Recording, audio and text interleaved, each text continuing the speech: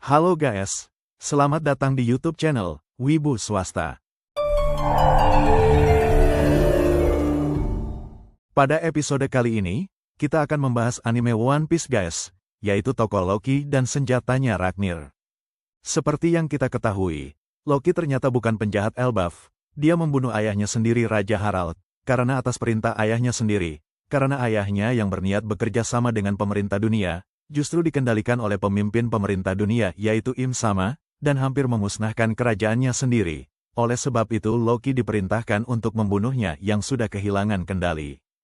Untuk dapat membunuh ayahnya, Loki diperintahkan ayahnya pergi ke ruang harta karun untuk memakan buah iblis harta karun Elbaf dan senjata Ragnir, karena ayahnya yang raksasa kuno dan mempunyai Hashoku Haki ditambah mendapat kekuatan generasi abadi dari Im Sama, tidak akan bisa dibunuh oleh Loki tanpa kekuatan buah iblis Elbaf dan senjata Ragnir. Ternyata senjata Ragnir merupakan pusaka hidup yang bisa berubah menjadi tupai. Ia menjaga harta karun buah iblis Elbaf sehingga tidak sembarangan orang bisa memakannya, dan Loki berhasil menaklukkan Ragnir, sehingga dipersilahkan Ragnir untuk memakan buah iblis tersebut. Setelah memakan buah iblis harta karun Elbaf, Ragnir menjadi tunduk pada Loki dan mau menjadi senjatanya. Loki yang sudah mendapatkan kekuatan buah iblis Elbaf dan senjata Ragnir akhirnya berhasil membunuh ayahnya sendiri. Lantas kekuatan seperti apa buah iblis Elbaf dan senjata Ragnir, sehingga bisa membunuh Raja Harald pengguna Haosoku Haki raksasa kuno yang sudah mendapatkan kekuatan generasi abadi? Mari kita bahas teori menurut Wibu Swasta. Berdasarkan hasil riset Wibu Swasta, nama Loki dan Ragnir ternyata mirip-mirip pada tokoh-tokoh kisah mitologi Nordik, yaitu Loki, dewa tipu daya, licik dan cerdas, serta Ragnar Lothbrok pahlawan legendaris Viking abad ke-9.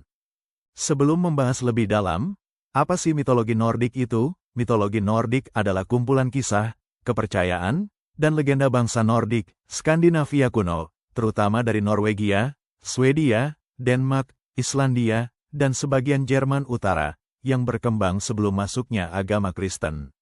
Singkatnya, mitologi Nordik menjelaskan bagaimana orang Nordik memahami dunia, para dewa, manusia, dan akhir segalanya.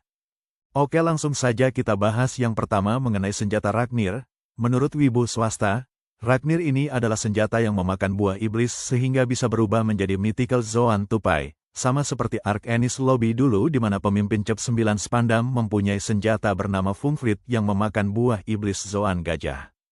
Menurut legenda Nordik, nama Ragnir ini mirip dengan Ragnar Lothbrok tokoh legendaris Viking abad ke-9, di mana nama Ragnar Lothbrok sendiri artinya celana berbulu, cocok dengan sosok tupai Ragnir yang berbulu lebat. Dalam mitologi Nordik Ragnar ini digambarkan sebagai raja dan penakluk, pejuang tak kenal takut, ayah dari para Viking paling terkenal. Sedangkan julukan Lothbrok berasal dari kisah saat Ragnar membunuh ular naga raksasa, menggunakan celana dari kulit dan bulu tebal agar kebal racun. Dari sinilah ia mendapat nama Ragnar, si celana berbulu. Dari cerita Ragnar itu Wibu Swasta mengambil kesimpulan, kemungkinan Ragnir ini memiliki kemampuan kebal racun terutama racun ular berbisa. Jadi Ragnir sebagai senjata juga bisa sebagai perisai bagi Loki untuk melindunginya dari serangan yang menggunakan racun terutama racun ular berbisa. Selain Ragnar, nama Ragnir juga mirip nama bab zaman dalam mitologi Nordik, yaitu Ragnarok. Ragnarok adalah kisah kiamat para dewa, penuh tragedi tapi juga harapan.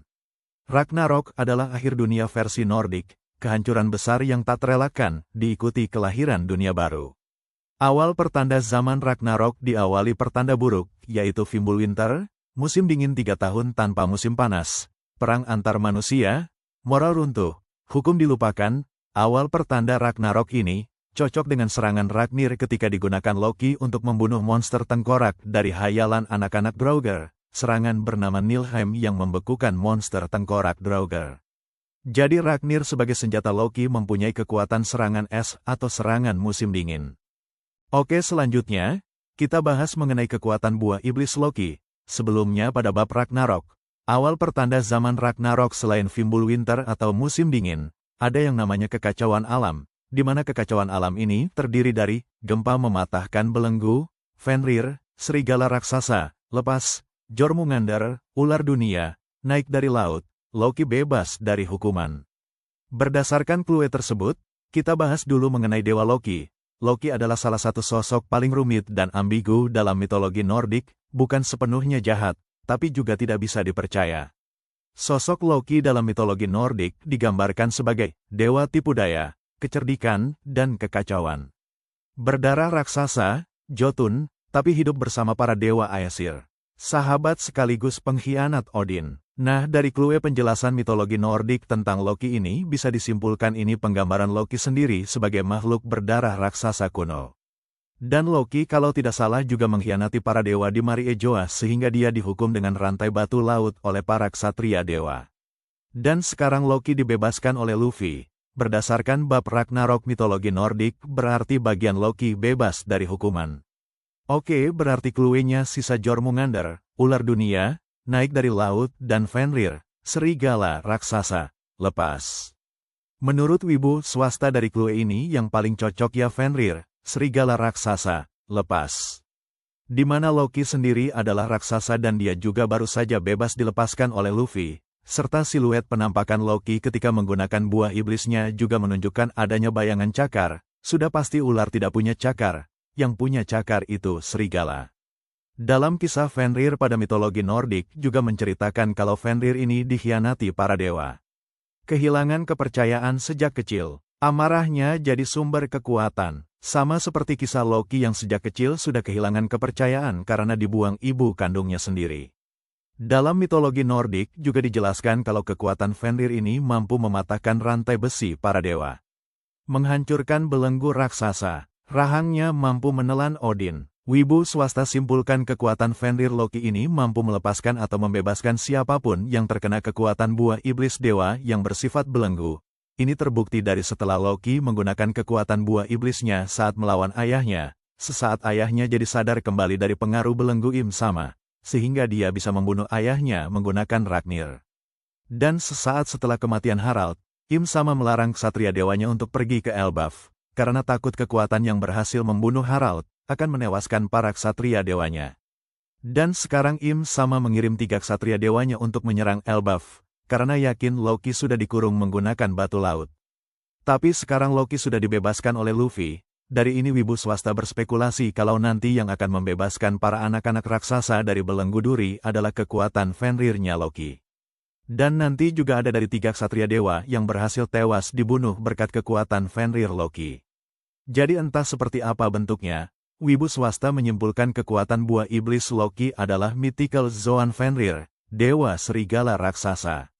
Yang memiliki kekuatan melepaskan belenggu dewa, yaitu bisa menonaktifkan sementara kekuatan dewa, bahkan bisa menonaktifkan kekuatan generasi abadi milik Im Sama. Sesuai mitologi Nordik, Fenrir ditakdirkan menelan Odin raja para dewa, artinya kekuatannya menjadi counter alami yang bisa melahap kekuatan buah iblis Im Sama yang merupakan raja para dewa.